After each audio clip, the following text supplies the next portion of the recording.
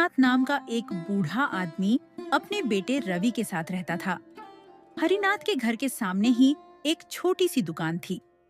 उसी दुकान के सहारे पिता पुत्र का गुजारा चलता था। दुकान को रवि ही संभालता था।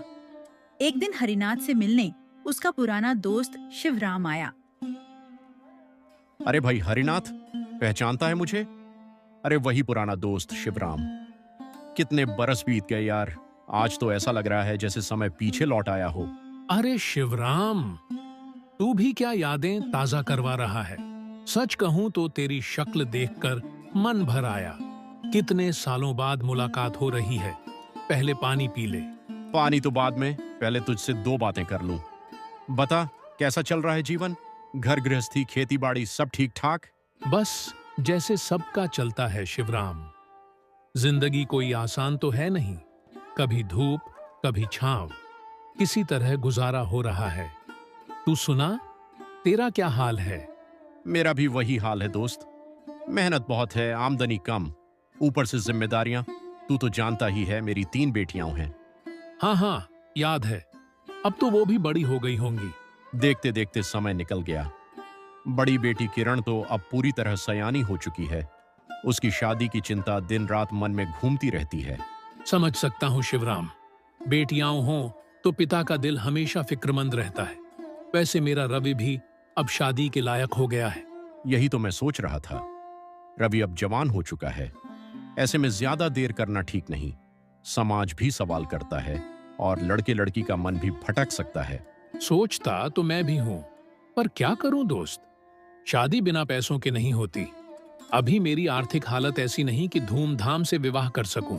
हरिनाथ, धूमधाम जरूरी नहीं होती। जरूरी होता है सही रिश्ता और साफ नीयत। और सच कहूं तो मेरी हालत भी कोई खास अच्छी नहीं है। तो फिर? दरअसल दोस्त, मैं आज खास इसी बात के लिए आया हूं।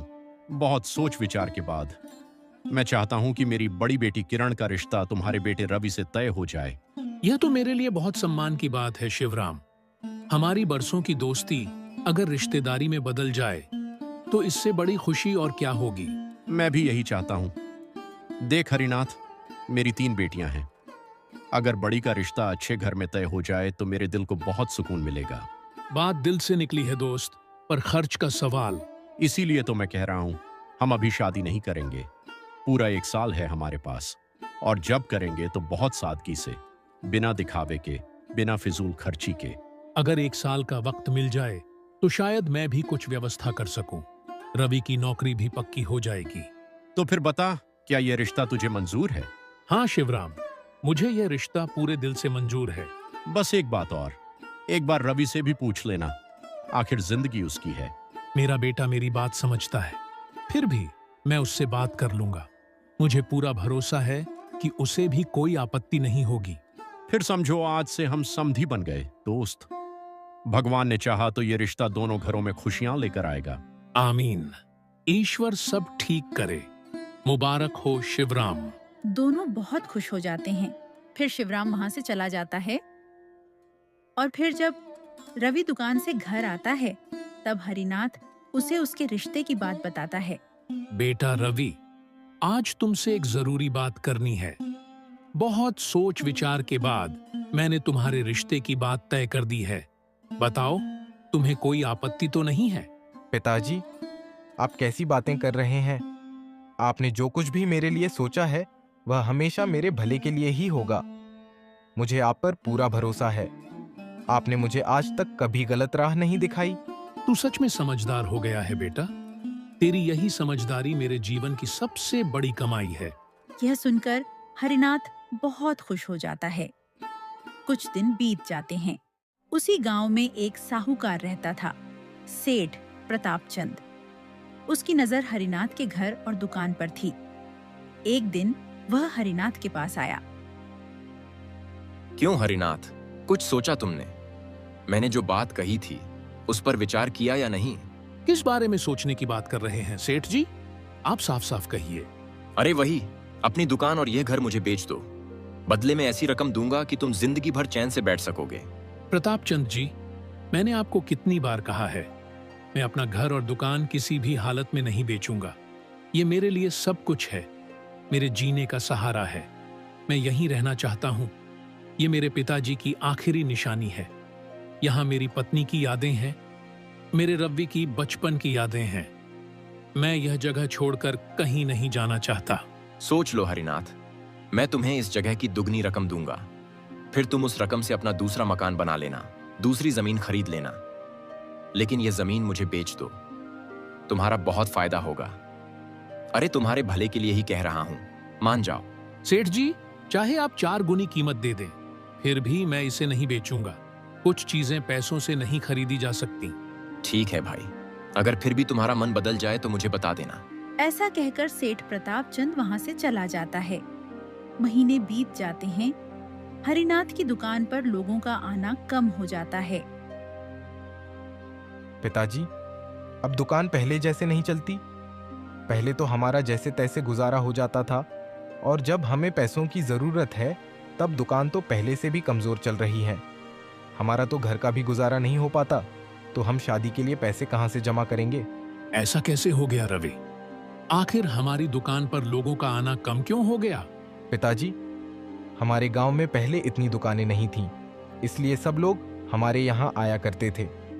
लेकिन अब कई दुकानें खुल चुकी हैं, इसलिए लोग उन दुकानों पर जाने लगे हैं, और उन लोगों के पास पैसे हैं, इसलिए वह नई नई और ऊंचे दर्जे की चीज खरीद कर लाते हैं।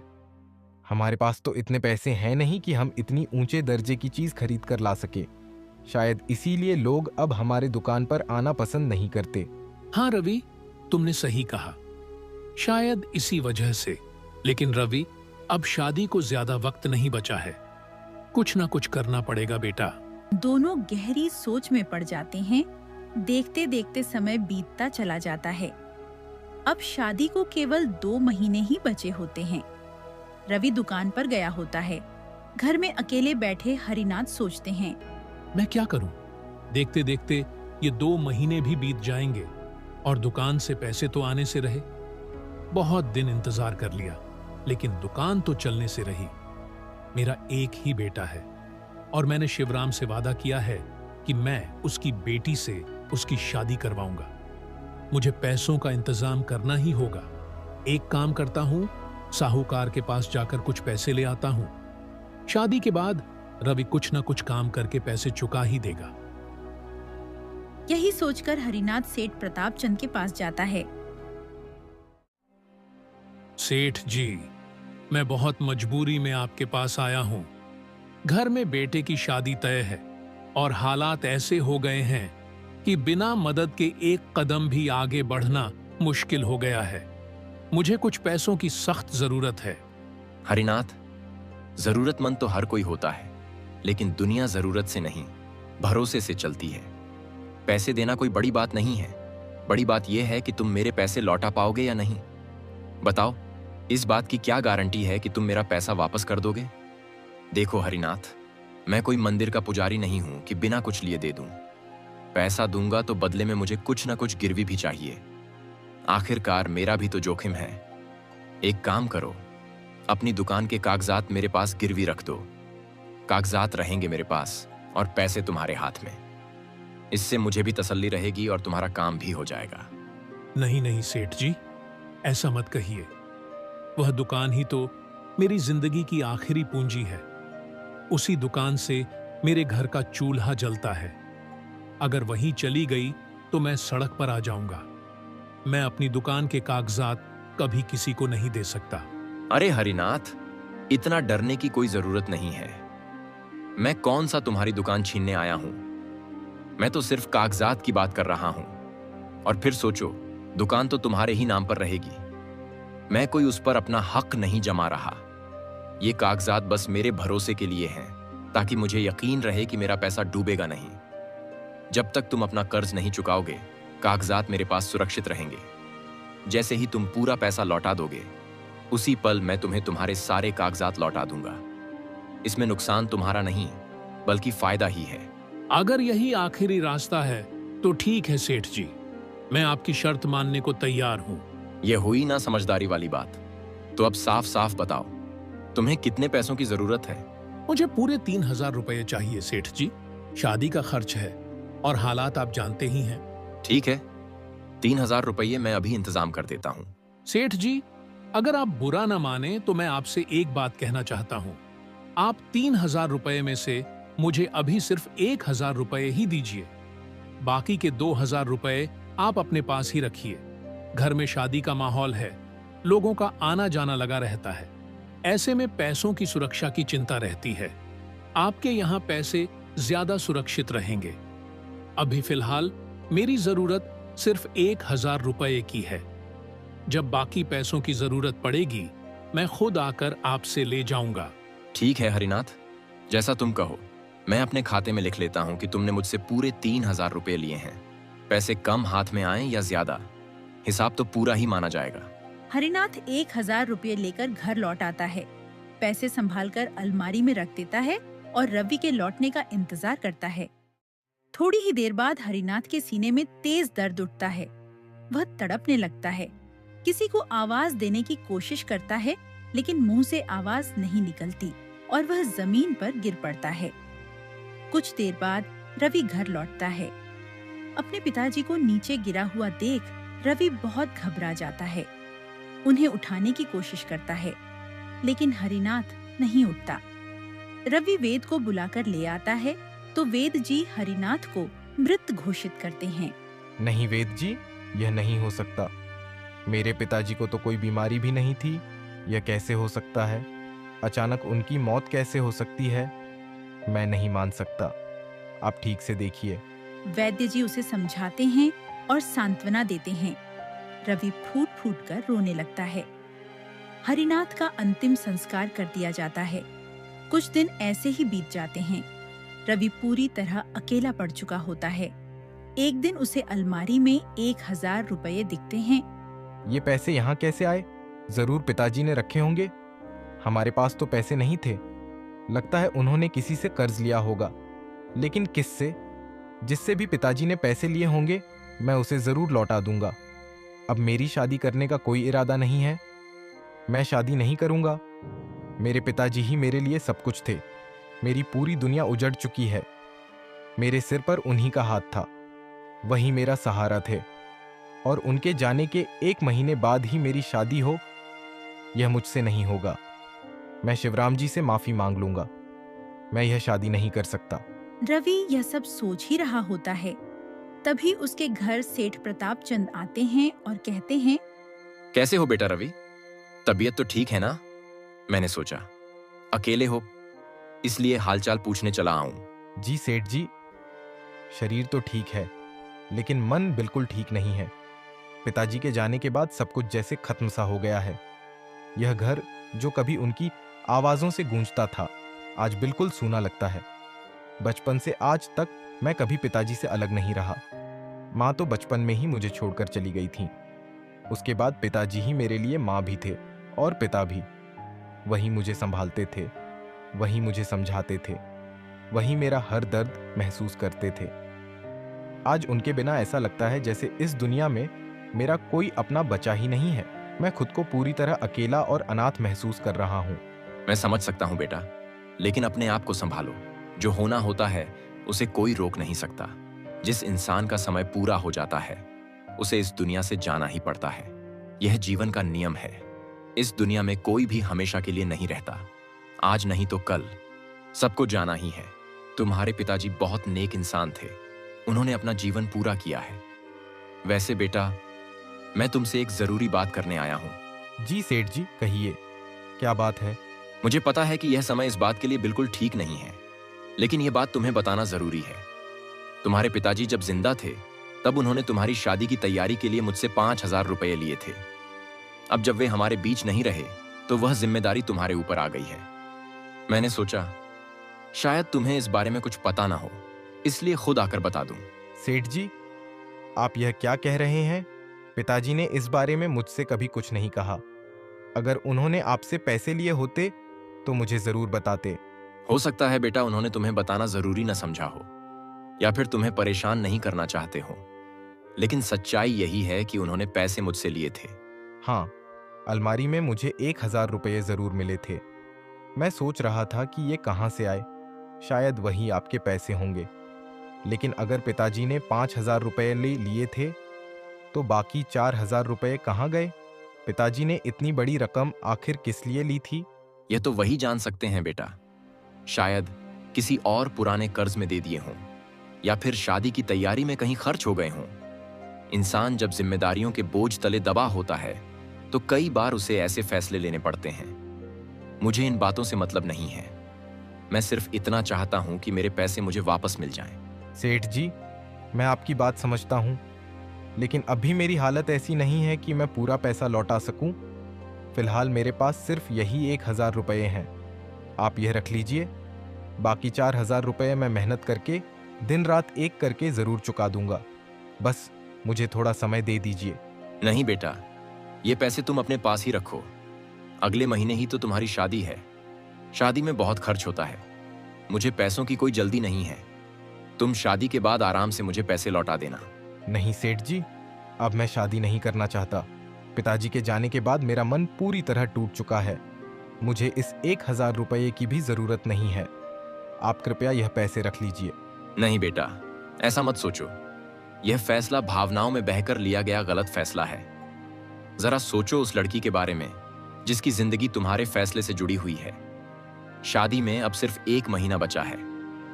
अगर इस वक्त तुमने शादी तोड़ दी तो समाज में उसकी क्या इज्जत रह जाएगी? लोग तरह तरह की बातें बनाएंगे। और फिर यह रिश्ता तुम्हारे पिताजी ने अपनी मर्जी से तय किया था। यह उनकी आखिरी इच्छा थी। अगर तुमने उनकी इच्छा पूरी नहीं की तो उनकी आत्मा को कभी शांति नहीं मिलेगी। और यह भी सोचो बेटा, अगर तुमने यह शादी तोड़ दी तो आगे चलकर तुम्हारे लिए रिश्ते ढूंढना कितना मुश्किल हो जाएगा। उम्र भी धीरे धीरे निकलती जा रही है। एक बार सही समय निकल गया तो जिंदगी भर पछताना पड़ता है। मेरी बात मानो, अब तुम बिल्कुल अकेले हो।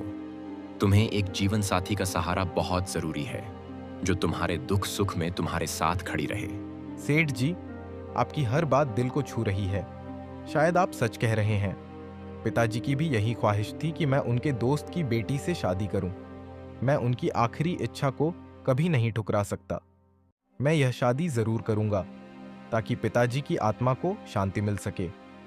आपने मुझे सही रास्ता दिखाया। आपका बहुत बहुत धन्यवाद। कुछ ही दिनों बाद रवि की शादी बहुत सादे तरीके से मंदिर में शिवराम की बेटी किरण से हो जाती है। शादी के बाद किरण रवि के घर आ जाती है। किरण स्वभाव से बहुत अच्छी होती है और रवि का पूरा ख्याल रखती है। शादी को कुछ दिन बीत जाते हैं। फिर एक दिन सेठ प्रताप चंद दोबारा रवि के घर आते हैं। अरे रवि, तुमने अभी तक मेरे पैसे नहीं लौटाए। कब लौटाओगे? मुझे और कितना इंतजार करना पड़ेगा? सेठ जी, मैं आपकी बात पूरी तरह समझ रहा हूँ। हालात मेरे खिलाफ हैं, इसमें कोई शक नहीं। लेकिन मैं आपसे हाथ जोड़कर यह विनती कर रहा हूँ कि मुझे थोड़ा और वक्त दे दीजिए। मैं कोई बहाना नहीं बना रहा। बस हालात ऐसे बन गए हैं कि अब भी पैसे जुटा पाना मुश्किल हो रहा है।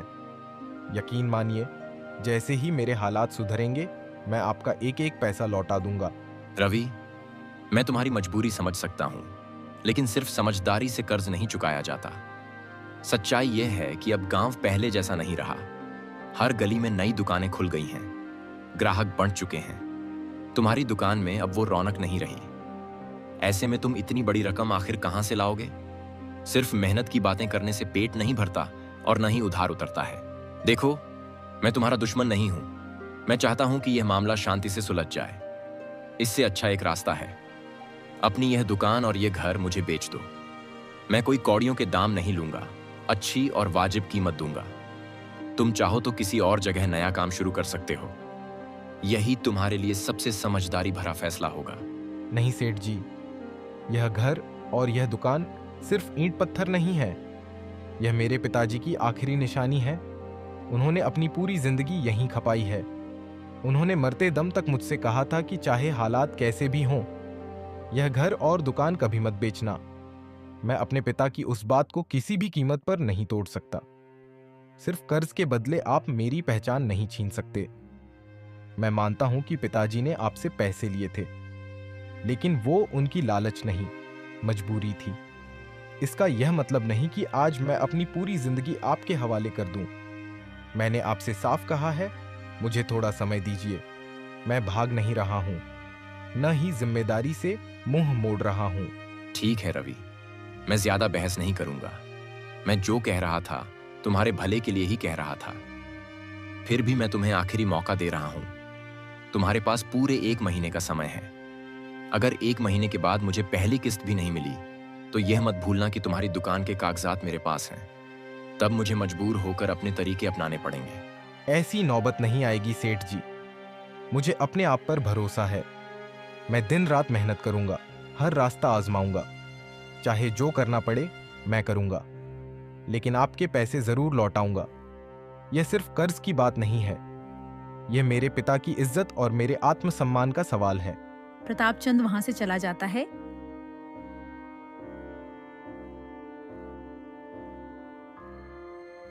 सुनिए जी, हमारी दुकान तो इतने अच्छे से नहीं चल पाती, बस घर ही चल पाता है। वो तो मैं जैसे तैसे करके घर चलाती हूँ। यहाँ 1 रुपए तक नहीं बचता तो हजारों रुपए कहाँ से आएंगे और कैसे उनके पैसे चुकाएंगे? तुम चिंता मत करो, मुझे पता है दुकान के भरोसे मैं पैसे नहीं कमा पाऊंगा। मैं कल ही काम देखने निकल पड़ता हूँ और मजदूरी करके इकट्ठा करता हूँ, और जैसे ही पैसे इकट्ठा हो जाएंगे मैं किस्तों में उस प्रताप चंद के पैसे लौटा दूंगा। यही सोचकर रवि दूसरे दिन काम की तलाश में निकल पड़ता है। बहुत जगह भटकने के बाद भी उसे कोई काम नहीं मिलता। थक हार कर वह एक जगह बैठ जाता है। तभी वहां पर एक सेठ आता है। अरे सुनो, मुझे एक आदमी की जरूरत है। क्या तुम मेरे यहाँ काम करोगे? हाँ सेठ जी, जरूर करूंगा। आप तो मेरे लिए साक्षात भगवान बनकर आए हैं। मैं तो सुबह से काम की ही तलाश कर रहा था, लेकिन कहीं काम नहीं मिला। बताइए सेठ जी, क्या काम है? मैं पूरी मेहनत से करूंगा। गोदाम से बोरियां निकालनी है। चलो मेरे साथ, रास्ते में समझा दूंगा। रवि सेठ के साथ गोदाम जाता है और दिन भर बोरियां उठाता रहता है। उसे इस तरह के काम की आदत नहीं होती, फिर भी वह चुपचाप काम करता रहता है। वह पूरी तरह थक जाता है। फिर शाम को रवि अपनी मजदूरी के पैसे मांगने जाता है। सेठ जी, काम हो गया है, अब मेरी मजदूरी दे दीजिए। अरे रुको, दे ही रहा हूं। मैं कहीं भागा जा रहा हूं क्या? सेठ इधर उधर देखता है। अरे मेरा बटुआ कहाँ गया? अभी तो यहीं था। जरा हटो, मुझे देखने दो। सेठ को बटुआ कहीं दिखाई नहीं देता। ए लड़के, इधर देख, मेरा बटुआ कहाँ है? अभी अभी यहीं रखा था। पूरे गोदाम में तू ही आखिरी आदमी था। सच सच बता, मेरा बटुआ तूने कहाँ छिपाया है? सेठ जी, आप मुझ पर ऐसा इल्जाम कैसे लगा सकते हैं? मुझे सच में नहीं पता आपका बटुआ कहाँ है। मैं तो पूरे समय आपके सामने ही काम कर रहा था। अगर आपका बटुआ कहीं गिर गया होगा या आप कहीं रखकर भूल गए होंगे तो इसमें मेरी क्या गलती है? झूठ मत बोल, बहुत अच्छे से जानता हूं मैं। तेरे आने से पहले मेरा बटुआ यहीं था, उसमें पूरे 10,000 रुपये थे। अब तेरे आने के बाद ही गायब हुआ है, तो इसका मतलब साफ है, चोर तू ही है। गरीब हो तो क्या हुआ, चोरी करने का हक मिल जाता है क्या? सेठ जी, गरीब होना गुनाह नहीं होता, और चोरी तो दूर की बात है। मेरे पिता शिवराम ने मुझे कभी बेईमानी करना सिखाया ही नहीं। उन्होंने मुझे यही सिखाया है कि चाहे भूखे रहो, लेकिन किसी का हक मत छीनो। मैं मेहनत करके कमाता हूं और मेहनत से ही पेट भरता हूं। आप मुझे चोर मत कहिए, बस मेरी मजदूरी दे दीजिए और मुझे जाने दीजिए।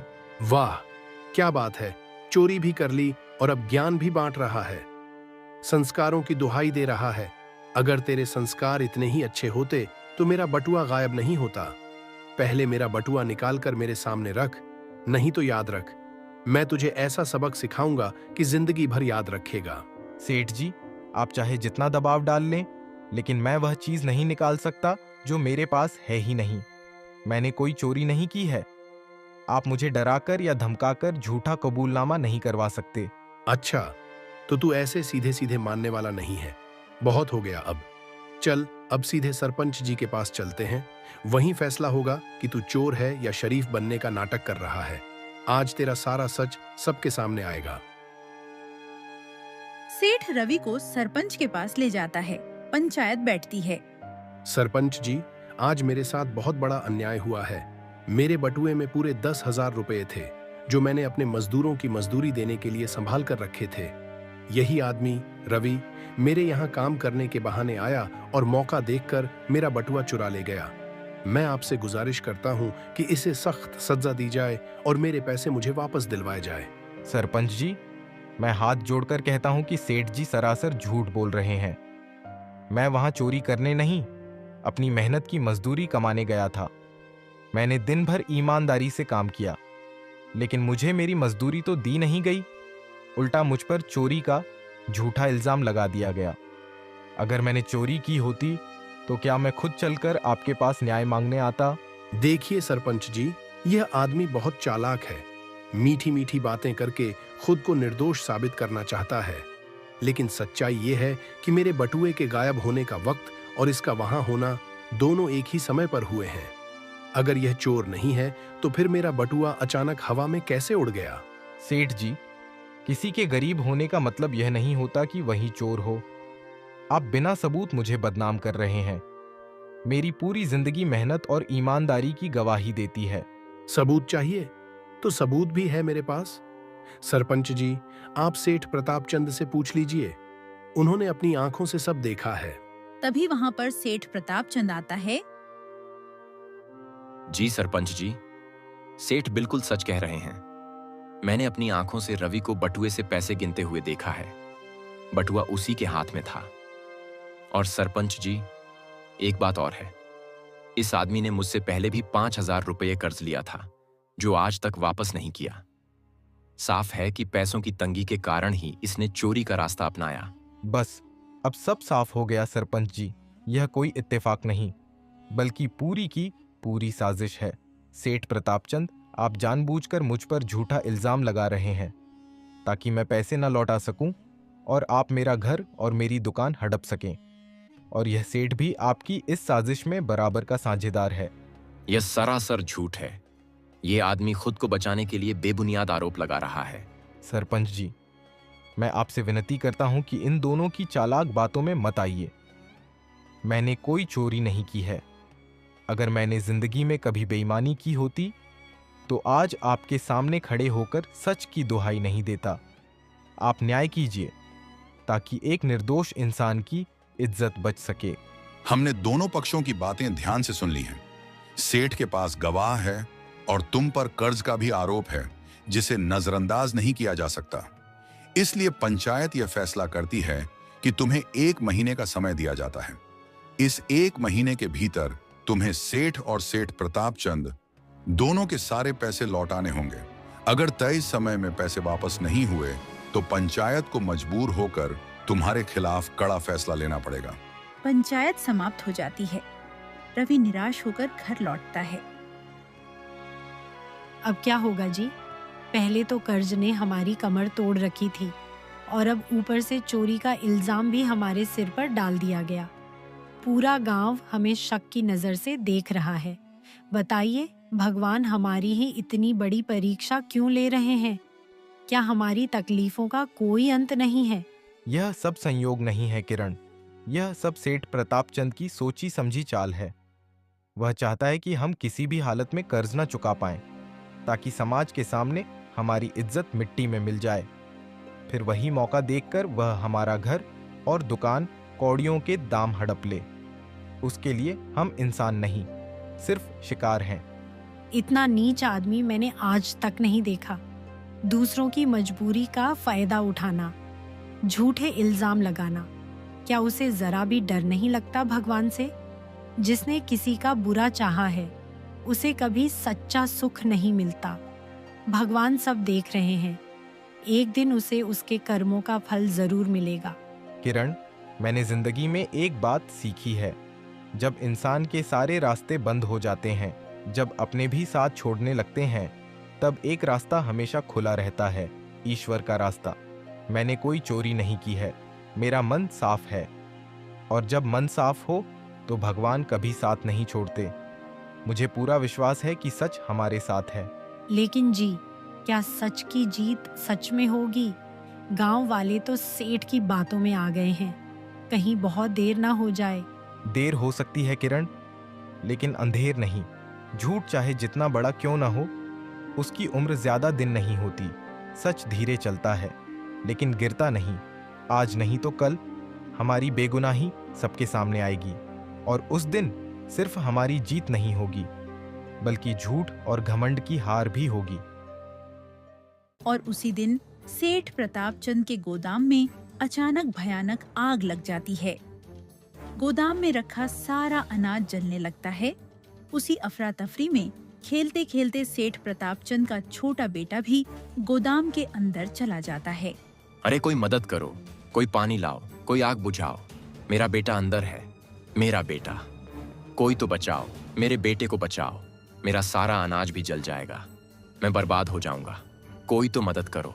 सारे गांव वाले बस दूर खड़े तमाशा देखते रहते हैं। किसी की भी अंदर जाने की हिम्मत नहीं होती। आग और तेज होती जाती है। उसी शोर शराबे को सुनकर रवि और उसकी पत्नी किरण भी घर से बाहर आ जाते हैं। किरण, मैं अभी जाकर आता हूँ। आप क्या कह रहे हैं? वहां जाने की कोई जरूरत नहीं है। आप उस नीच आदमी की मदद करना चाहते हैं जिसने हमारे साथ इतना बुरा किया है। आप कहीं नहीं जाएंगे। ईश्वर ने उसे उसके कर्मों की सजा दी है, उसे भुगतने दीजिए। नहीं किरण, यह वक्त ऐसी बातें सोचने का नहीं है। भले ही उसने मेरे साथ कितना भी बुरा किया हो, लेकिन इंसानियत के नाते मुझे उसकी मदद करनी होगी। उसके कर्मों का फल ईश्वर देगा, लेकिन मैं एक बच्चे को यूं जलता हुआ नहीं देख सकता। अगर मेरे भीतर इंसानियत ही नहीं रही, तो मुझ में और उसमें फर्क ही क्या रह जाएगा। मुझे जाना होगा। इतना कहकर रवि दौड़ते हुए गोदाम में जाता है और कुछ ही पलों में रवि प्रतापचंद के बेटे को सुरक्षित बाहर ले आता है। गांव वाले यह देखकर दंग रह जाते हैं। सेठ प्रतापचंद को अपनी आंखों पर विश्वास नहीं होता। अपने बेटे को जिंदा देखकर वह भावुक हो जाता है। न चाहते हुए भी उसे रवि का एहसान स्वीकार करना पड़ता है। दुख और अहंकार में वह रवि को धन्यवाद तक नहीं कहता। रवि चुपचाप वहां से चला जाता है। आप समझते क्यों नहीं है रवि? आपने अपनी जान की एक पल भी परवाह नहीं की। आग की लपटों के बीच कूद पड़े, सिर्फ इसलिए कि एक मासूम बच्चे की जान बच जाए। लेकिन उस सेठ प्रतापचंद ने, उस पत्थर दिल इंसान ने आपको धन्यवाद तक नहीं कहा। क्या उसे जरा भी एहसास नहीं कि आज उसका बेटा आपकी वजह से जिंदा है? किरण, मैं वहां उसका धन्यवाद सुनने नहीं गया था। मैं वहां इसलिए गया था क्योंकि अगर उस वक्त मैं इंसान होकर पीछे हट जाता, तो शायद जिंदगी भर खुद को माफ नहीं कर पाता। मैं इंसानियत के नाते गया था। एक मासूम बच्चा आग में घिरा हुआ था और मेरी आंखों के सामने उसकी जान जा रही थी। ऐसे में यह सोचना कि उसका पिता कौन है, उसने मेरे साथ क्या किया है, यह सब बातें उस वक्त बेमानी हो जाती हैं। वह धन्यवाद करे या न करे, कम से कम मेरे दिल में यह बोझ तो नहीं रहेगा कि मैं चाहकर भी एक बच्चे की जान नहीं बचा पाया। अगर मैं नहीं जाता किरण, तो शायद आज उस माँ की गोद सूनी होती और उस पिता की जिंदगी जीते जी एक कब्र बन जाती। एक बेटे की जान माँ बाप के लिए इस दुनिया की सबसे कीमती चीज होती है। सेठ प्रतापचंद और उसकी पत्नी हर सांस के साथ मरते रहते। फिर भी रवि, मेरा दिल यह मानने को तैयार नहीं है कि आपको उसकी मदद करनी चाहिए थी। वह इंसान इस लायक ही नहीं है जिसने आपको अपमानित किया, आपकी मेहनत को रौंदा, आपके आत्मसम्मान को कुचला। उसके लिए आपने अपनी जान दांव पर लगा दी। क्या हर बार अच्छाई का जवाब ऐसी ही बेरुखी से मिलेगा? किरण, इस दुनिया में अगर हर इंसान बदले की आग में जलने लगे, तो इंसान और हैवान में फर्क ही क्या रह जाएगा। ईश्वर सब देख रहा है। किसने क्या किया, किसका दिल कितना काला है, उससे कुछ भी छुपा नहीं है। न्याय उसी के हाथ में है। हमारा काम सिर्फ इंसान बने रहना है, बाकी सब उसी पर छोड़ दो। इधर प्रतापचंद बैठकर सोचता है, सब खत्म हो गया। सालों की मेहनत, सालों की कमाई, सब कुछ जलकर राख हो गया। वह गोदाम, वही तो मेरी पहचान था, मेरा घमंड, मेरी ताकत। आज मेरे पास कुछ भी नहीं बचा। बस एक ही बात है जिसके लिए मैं ईश्वर का शुक्र कर सकता हूं। मेरा बेटा जिंदा है। अगर आज वह भी चला जाता तो मैं जीते जी मर जाता। लेकिन यह कैसी विडंबना है। जिस आदमी से मैं सबसे ज्यादा नफरत करता था, उसी का एहसान मुझे ढोना पड़ रहा है। रवि, उसी रवि का। आपको शर्म आनी चाहिए। क्या यही है आपकी सोच? इतना स्वार्थ, इतना घमंड। रवि ने अपनी जान को दांव पर लगाकर हमारे बेटे की जान बचाई है, और आप हैं कि आज भी उसके लिए जहर उगल रहे हैं। आपने उसका धन्यवाद तक नहीं किया, एक इंसान का कर्तव्य भी नहीं निभाया। अगर आज रवि वहां नहीं होता तो हमारा बेटा भी इस दुनिया में नहीं होता। आज हम अस्पताल या घर में नहीं, श्मशान में खड़े होते। आप जानते भी हैं उस इंसान ने हमारे लिए क्या किया है, जिसे आपने अपमानित किया, जिसे आपने हर मोड़ पर तोड़ने की कोशिश की। वही सब कुछ भूलकर हमारे बच्चे के लिए आग में कूद पड़ा। जब पूरा गांव आग के पास जाने से डर रहा था, तब वह अकेला आगे बढ़ा। और आप तो उसके पिता होकर भी कुछ नहीं कर पाए। अगर यही हाल रवि के बच्चे के साथ होता तो क्या आप उसके लिए एक कदम भी आगे बढ़ाते? नहीं, आप तो दूर खड़े होकर उसकी बर्बादी का तमाशा देखते और मन ही मन खुश होते। ईश्वर से डरिए। आज ईश्वर ने आपको आपके पापों का आईना दिखाया है। शुक्र मनाइए कि रवि की वजह से हमारा बेटा बच गया, नहीं तो ईश्वर आपको ऐसी सजा देता जिसे आप जिंदगी भर नहीं भूल पाते। अपनी पत्नी की सारी बातें सुनकर सेठ प्रतापचंद का सिर शर्म से झुक जाता है। कुछ दिन ऐसे ही बीत जाते हैं। एक दिन सेठ प्रतापचंद के घर आता है। प्रतापचंद, तुम्हारे गोदाम के लिए आधे पैसे मैंने दिए थे। मैं अपने पैसे लेने आया हूँ। मेरे पैसे मुझे वापस करो। तुम कैसी बातें कर रहे हो राजनाथ? तुम्हें अच्छे से पता है कि मेरे गोदाम में आग लग चुकी थी। मेरे पास कुछ भी नहीं बचा। मैं तुम्हें पैसे कहां से दूं? और तुम तो मेरे बहुत अच्छे दोस्त हो ना। तुम्हें मेरी तकलीफ समझनी चाहिए। तुम मुझसे ऐसी हालत में पैसे कैसे मांग सकते हो? देखो प्रतापचंद, दोस्ती अपनी जगह और व्यापार अपनी जगह। मैं व्यापार में दोस्ती को नहीं लाना चाहता। मुझे सिर्फ अपने पैसों से मतलब है। दोस्ती के नाम पर तुम बच नहीं सकते। मुझे मेरे पैसे चाहिए, वरना अंजाम अच्छा नहीं होगा। राजनाथ वहाँ से चला जाता है। प्रतापचंद अपनी पत्नी से कहता है, शोभा, वो राजनाथ मुझे धमकी देकर गया है। वह बहुत खतरनाक आदमी है। मैं उसे जानता हूं। पैसे के लिए वह कुछ भी कर सकता है। हमारे पास कोई रास्ता नहीं है। हमें यह घर उसे बेचना ही होगा। इतनी बड़ी रकम मैं चुका नहीं पाऊंगा। यह आपके कर्मों की सजा है जो आपको और मुझे भुगतनी पड़ रही है। दूसरों की जमीन और हक पर नजर रखने का यही नतीजा होता है। आज अपने ही घर को बेचने की नौबत आ गई। हाँ शोभा, मैं जानता हूं। यह मेरे ही कर्मों की सजा है जो मुझे भुगतनी ही होगी। सेठ प्रतापचंद मजबूरन अपना घर राजनाथ को बेच देता है और एक बड़े घर से निकलकर छोटे से घर में रहने लगता है। प्रतापचंद रवि के घर जाकर उससे माफी मांगता है। रवि, मुझे माफ कर दो। मैंने तुम्हारे साथ बहुत बुरा किया। मैंने तुमसे झूठ बोला। तुम्हारे पिता ने मुझसे 5,000 नहीं, सिर्फ 1,000 रुपए ही लिए थे। राजनाथ से मैंने ही कहा था कि वह तुम पर चोरी का इल्जाम लगाए। मुझे लगा कि तुम्हें मजबूर कर दूंगा तो तुम्हारा घर और दुकान मुझे मिल जाएगी। शायद इसी पाप की सजा आज मुझे मिल रही है। मैं घुट घुट कर जी रहा हूं। रवि, एक बार कह दो कि तुमने मुझे माफ कर दिया। मेरे दिल का बोझ उतर जाएगा। आपको माफी मांगने की जरूरत नहीं है। आपको अपने किए की सजा मिल चुकी है।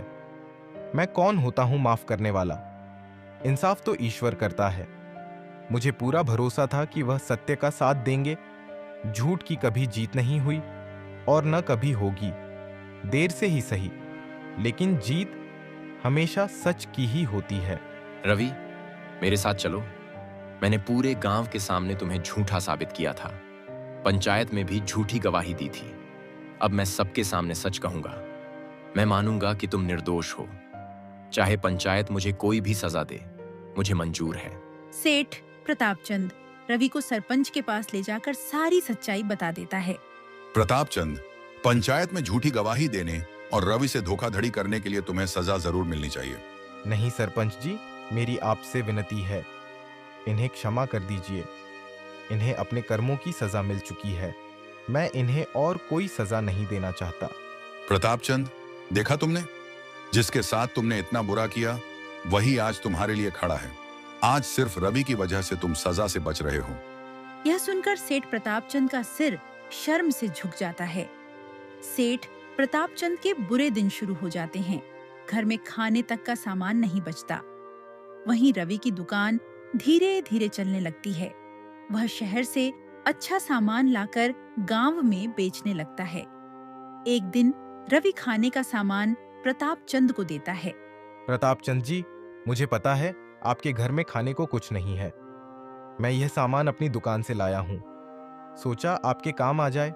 प्रतापचंद की आंखों में आंसू आ जाते हैं। इसके बाद सेठ प्रतापचंद चाय और समोसे की दुकान खोलता है। वह घमंड और लालच छोड़कर एक नेक इंसान बन जाता है। यह कहानी सिखाती है कि सत्य और इंसानियत की राह कठिन जरूर होती है, लेकिन अंत में जीत उसी की होती है। लालच, छल और षड्यंत्र कुछ समय के लिए सफल लग सकते हैं, पर उनका परिणाम हमेशा विनाश होता है। दूसरों की बुराई के बदले भी भलाई करना ही सच्ची मानवता है। आपको हमारी यह कहानी कैसी लगी, कमेंट बॉक्स में जरूर बताएं। हमारे वीडियो को लाइक और चैनल को सब्सक्राइब करना ना भूलें। धन्यवाद।